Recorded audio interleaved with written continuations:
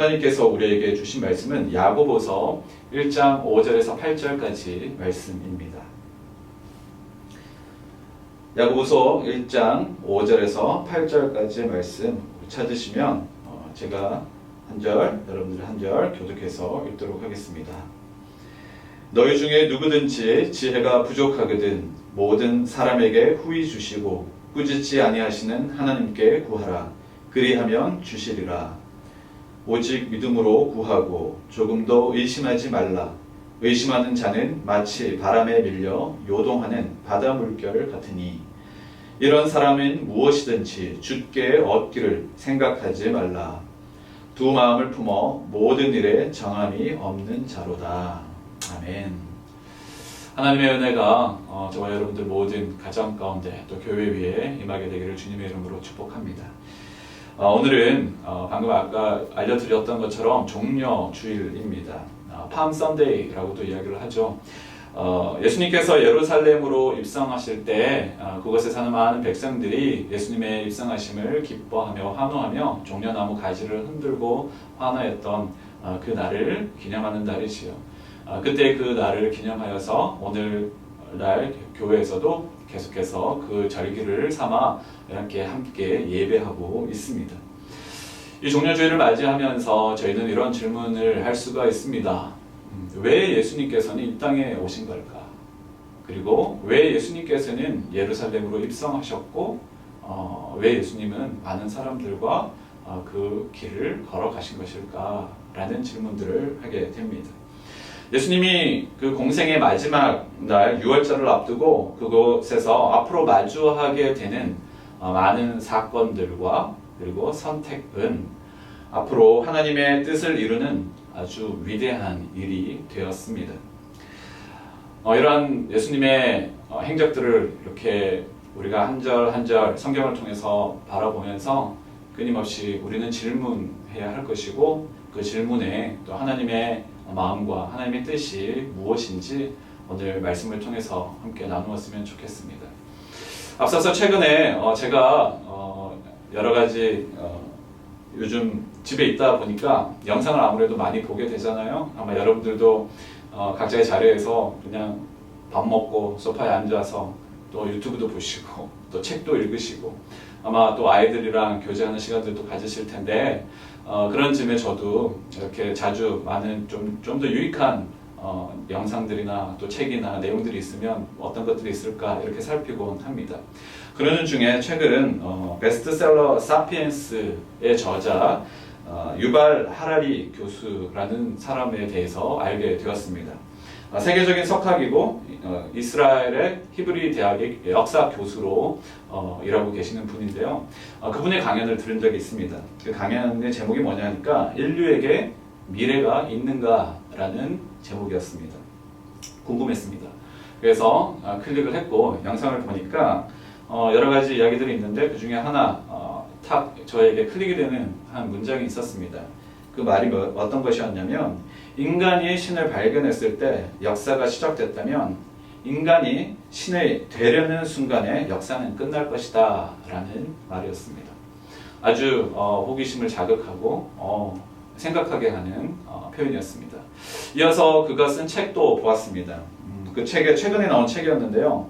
코로나 바이러스 이후의 세계라는 책이었는데요. 그 책을 이렇게 보니까 이런 이야기를 합니다. 이 폭풍은 지나갈 것입니다. 하지만 지금 우리가 내리는 선택이 앞으로 오랜 시간 우리의 인생을 결정할 수도 있습니다. 라는 표현을 했습니다.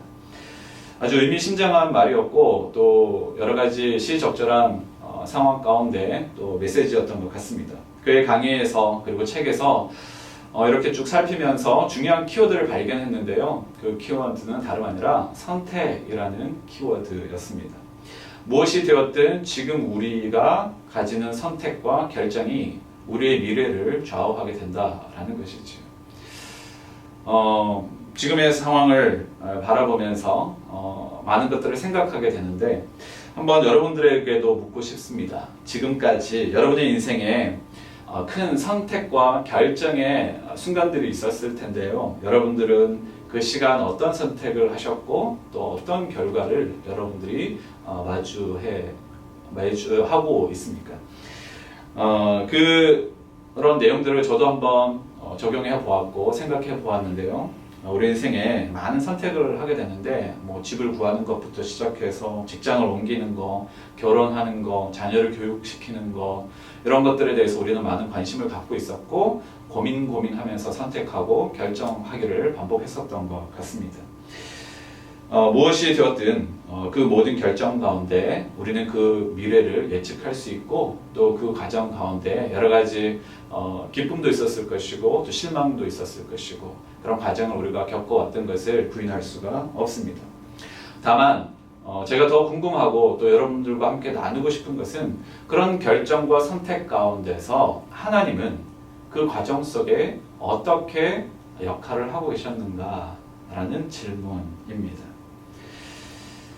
무엇보다 선택과 결정 가운데 하나님의 뜻을 정말로 내가 구하고 정말 알기를 원했던가 라는 질문을 동시에 하면서 창조주 되시고 우리의 모든 것을 알고 계시는 그 하나님, 우리의 길을 인도하시는 하나님이시라고 우리는 말하고 있는데 그 하나님을 우리가 정말로 알고 있는지, 그리고 그 하나님의 기뻐하시는 뜻대로 오늘 우리가 선택하고 살아가고 있는지 라는 생각을 스스로 자문해 보면서 만약 그 하나님을 알고 그 하나님이 원하시는 선택을 했다면 가장 최선의 선택을 할 수 있을 텐데 라는 생각과 정말 후회하지 않는 선택을 내가 할 수 있었을 텐데 라는 생각이 들었습니다.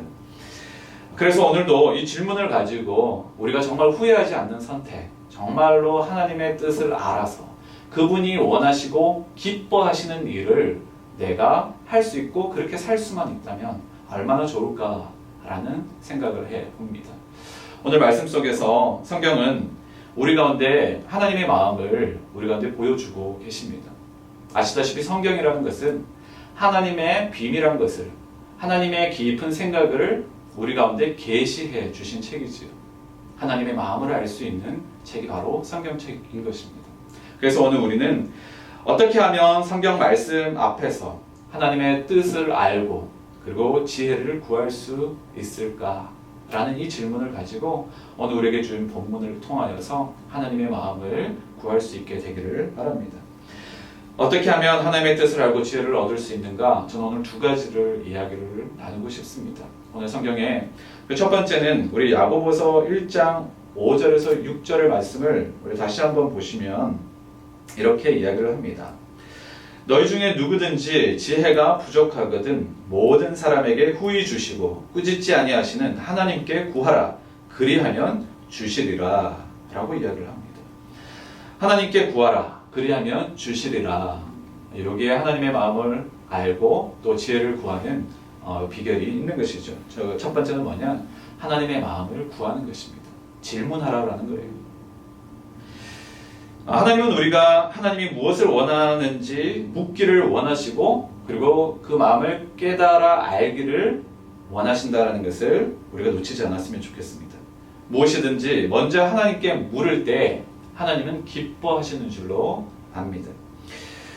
여러분들도 경험하셨다시피 우리의 자녀들과 함께 교제하고 또 여러분들이 나누시다 보면 아이들이 종종 부모에게 이렇게 질문을 할 때가 많으시죠. 그 질문을 할 때 여러분들 어떻게 반응하고 계십니까? 너무 귀찮으십니까? 아니면 와 우리 아이가 정말 많이 컸구나 라고 하면서 여러분 즐거워하십니까? 여러분 아이든 어른이든 질문을 한다는 것은 관심의 표현인 것이죠. 관심이 없으면 질문하지도 않습니다. 궁금해하지 않아요. 근데 아이가 어쨌든 부모에게 나에게 질문을 한다면 여러분 그것을 거부하지 마시고 할 수 있다면 함께 그 아이와 이 생각을 나누시고 공유할 수 있는 기회가 되었으면 좋겠습니다. 물론 가끔 그 같은 질문을 반복할 때가 있어요. 그럴 때면 가끔씩 귀찮아지기도 합니다. 저도 그랬습니다.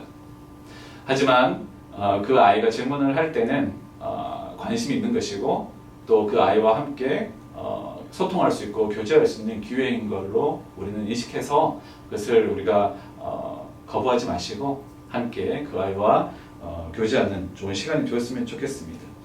부모의 마음이 제가 어릴 때도 생각해 봤을 때 아이가 질문하기 시작했을 때 제 마음이 되게 이렇게 너무 기쁘고 흥분되었던 지점이 바로 그 지점이었던 것 같아요.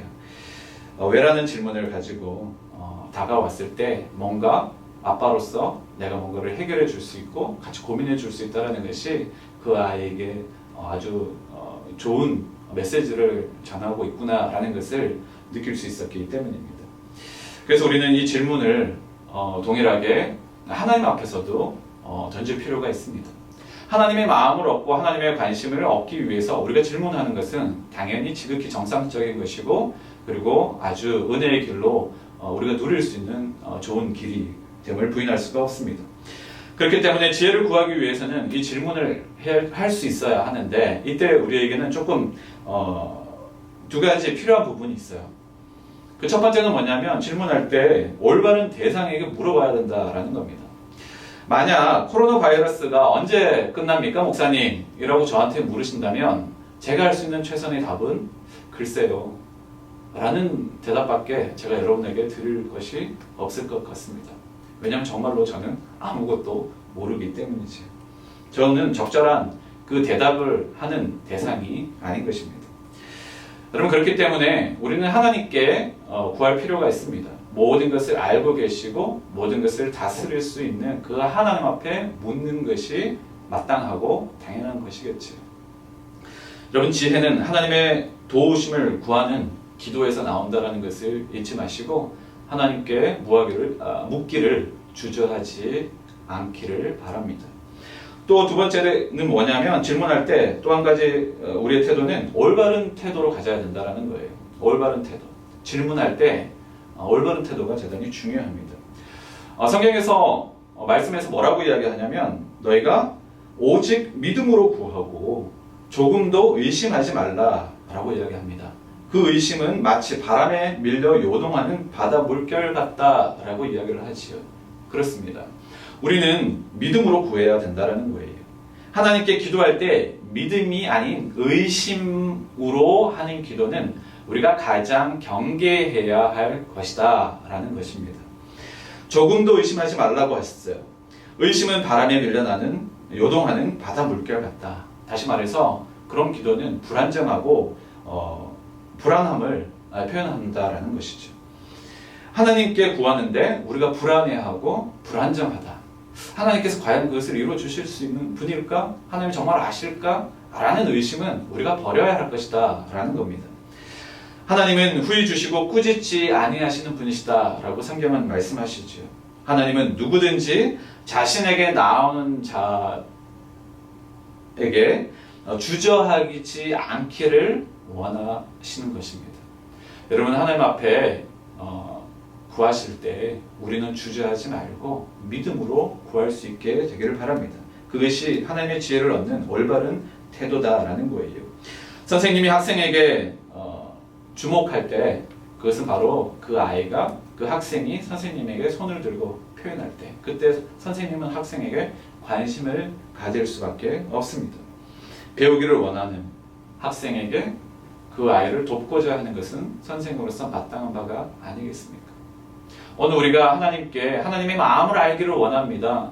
하나님 지혜를 구하기를 원합니다. 하나님의 뜻이 무엇인지를 원합니다. 라고 우리가 주님 앞에 나아갈 때 하나님께서는 나아오는 우리들을 외면하지 않으시고 기쁘게 여기시고 우리를 환영해 주실 것입니다.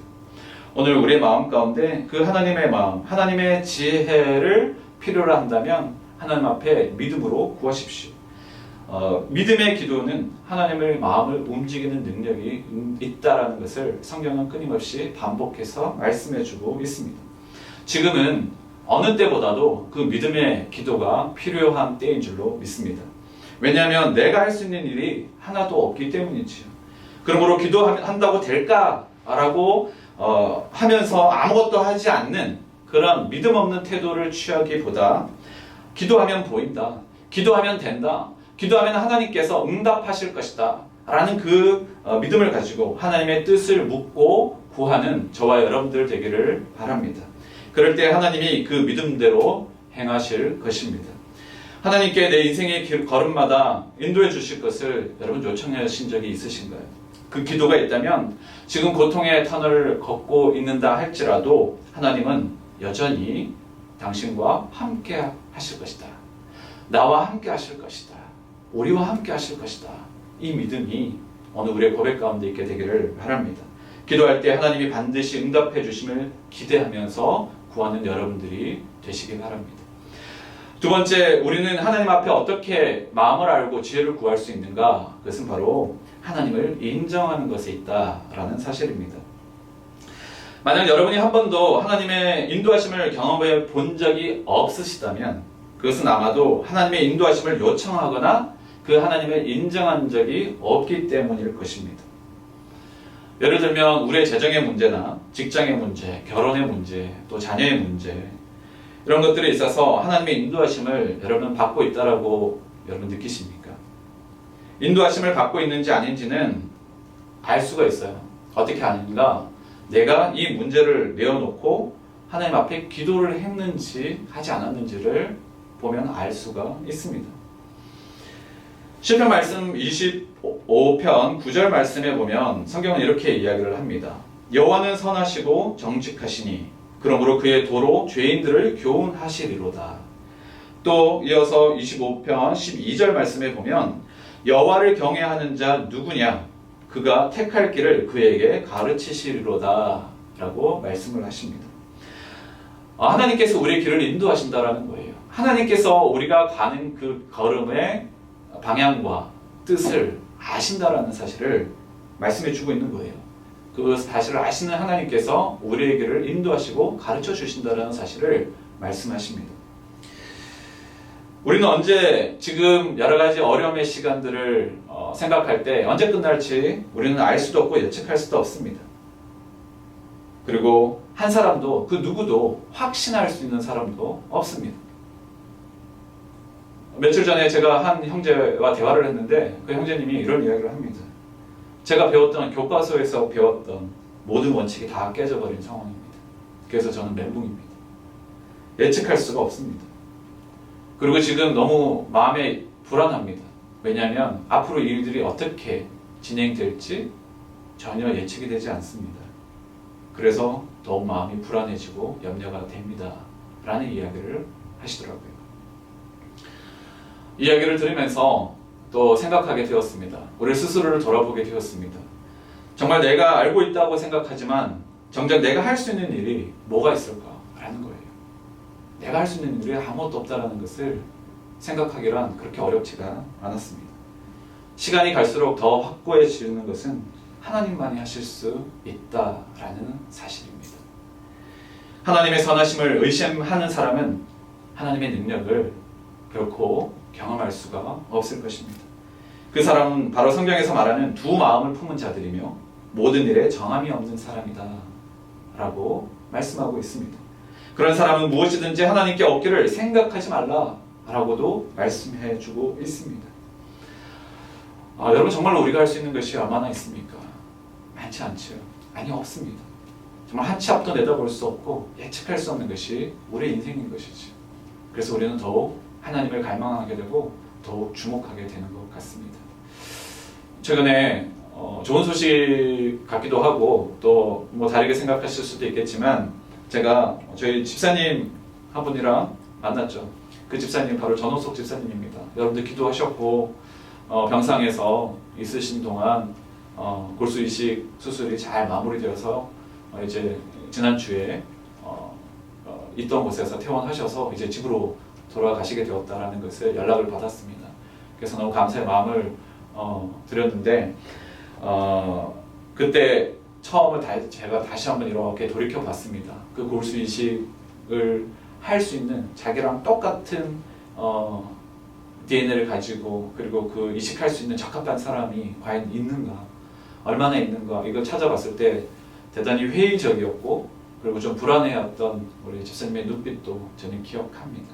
하지만 그때 우리는 믿음으로 같이 기도했었고 그때 함께 나눴던 말들도 생각이 났었습니다. 그때 그 이야기가 뭐였냐면 잠언 3장 5절에서 6절 말씀이었었습니다. 집사님에게 이런 이야기를 나눌 때 하나님께서 그 마음을 주셨어요. 뭐라고 이야기하냐면 너는 마음을 다하여 여호와를 신뢰하고 내 명철을 의지하지 말라. 너는 범사에 그를 인정하라. 그리하면 내 길을 지도하시리라. 이 말씀을 그때 우리 가운데 주셨습니다. 그래서 우리가 생각할 수 있는 부정적인 생각, 안 된다라는 것, 그리고 불안한 마음들 다 내려놓고 그것은 우리에게 전혀 도움이 되지 않습니다. 오직 하나님만을 신뢰하십시오. 그를 인정하십시오. 라고 함께 나누었던 것을 기억합니다. 그러고 나서 시간이 지났고 적합한 사람이 나타났고 골수이식을 안전하게 마칠 수 있었습니다. 그리고 지금은 집에서 이렇게 또 쉬는 가운데 몸을 돌보고 있습니다. 얼마나 감사한지 모르죠. 그런데 시간이 지나서 그날 지난주에 이렇게 이야기를 하면서 더 놀라운 이야기를 합니다. 목사님, 제가 2주만 늦었어도 저는 골수 이식 수술을 받지 못했을 뻔했습니다. 왜냐하면 지금 코로나 사태로 인해서 모든 것이 중단되어 버렸습니다. 그 이야기를 하시면서 가슴이 이렇게 떨리더라고요. 하나님께서 우리가 알 수 없는 미래, 우리가 계획한다고 되어지는 것 아니고 하나님께서 그 걸음을 인도하고 계시는 거구나 라는 생각을 하지 않을 수가 없었던 것이죠. 여러분, 하나님께서는 우리의 모든 상황과 관계없이 모든 일을 가능케 하시는 분이신 줄로 믿습니다. 나를 의지하지 않고 하나님을 신뢰하고 인정할 때 하나님은 새로운 길을 우리 가운데 보여주시는 분이신 줄로 우리는 믿습니다. 그래서 우리는 맡김에 대한 하나님의 말씀을 잊어서는 안 됩니다. 잠언 16장 3절 말씀에 보면 이렇게 말씀합니다. 너의 행사를 여호와께 맡기라. 그리하면 네가 경영하는 것이 이루어지리라. 또 시편 55편 22절의 말씀에 보면 내 짐을 여호와께 맡기라. 그가 너를 붙드시고 의인의 요동함을 영원히 허락하지 아니하시리로다. 아멘. 여러분, 하나님께 맡기라라고 말씀하시고 있습니다. 여러분, 맡기라는데 그 뭐가 그렇게 두렵고 염려가 됩니까? 여러분, 맡기십시오. 하나님 앞에 하나님을 맡긴다라는 것이 그 하나님이 우리의 모든 것을 이루시고 능력 되시는 분이심을 인정한다라는 것과 똑같은 거예요. 하나님을 인정한다라고 이야기하지만 우리가 맡기지 못한다는 것은 하나님을 인정하지 않겠다라는 것과 같은 말 되지 않겠습니까? 여러분, 하나님께 무엇이든지 맡기십시오. 그리고 하나님의 마음을 구하십시오. 그럴 때 하나님께서 우리 가운데 지혜를 주시고 하나님의 마음을 허락해 주실 줄로 믿습니다. 말씀을 맺도록 하겠습니다. 여러분, 우리의 삶에 있는 여러 가지 계획과 또 나의 고통, 우리가 다 하나님께 맡기고 하나님의 인도하심을 우리가 구하며 하나님의 인정하는 오늘 저와 여러분의 삶이 되시기를 바랍니다. 무엇보다 하나님의 뜻을 물어보기를 주저하지 말고 하나님께 엎드려 더 겸손히 나아가시면서 하나님이 행하실 일들에 대해서만 우리가 주목하고 오늘 하루하루를 우리가 믿음 안에서 걸어가는 저와 여러분들 되시기를 주님의 이름으로 축복합니다. 우리 모든 여러분 가정과 교회 위에 하나님께서 함께 하실 것입니다. 여러분, 염려하지 마시고 두려워하지 마십시오. 그 하나님을 신뢰하며 하나님을 인정하는 저와 여러분들 되시기를 바랍니다.